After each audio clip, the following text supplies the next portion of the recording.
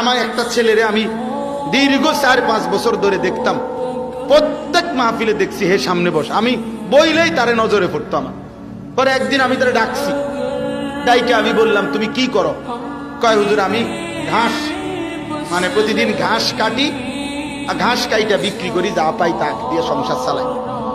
তাই বললাম তুমি যে সব মাহফিলে আসো, আমি দেখলাম তোমারে। কয় হুজুরে যখনই আপনার কোনো পোস্টার দেখি, কয় আমি তখন এই ঘাস কাটার টাকার থেকে একটু একটু টাকা জমাই, কয়টা টাকা জমাইয়া গাড়ি ভাড়া মিলাইয়া রাখি, আপনার ওয়াজ শুনতে যাও। তাই বললাম যে মাশাআল্লাহ। তো আমি বললাম যে তো আর কিছু কইবানি? কয়জন আমার জীবনের একটা স্বপ্ন আছে, বানিয়াচং হবিগঞ্জ তার বাড়ি। আমি বললাম কি স্বপ্ন কও? আমি 10 টাকা 50 টাকা করে জমাইতেছি, আল্লাহ যদি আমারে কোনোদিন তৌফিক দেয় আমি আমনের আমরা এলাকায় দাওয়াত দিয়ে আমি ওয়াজ করাবো।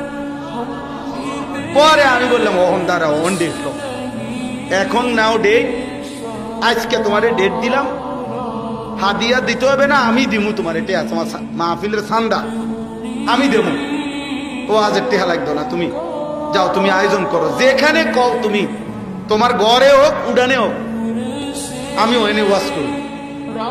আমি বলছি আমি যাবো, ডেট দিলাম, যাও। আশ্চর্য বানিয়াচং, আমি গত বছর এই ছেলেটা তার দাওয়াতে আমি গেছি মাহফিলে, গিয়া দেখলাম বানিয়াচং বাংলাদেশের সবচেয়ে বড় গ্রাম, জানেন বাংলাদেশের সবচেয়ে বড় গ্রামের নাম হলো এই বানিয়াচং হবিগঞ্জ।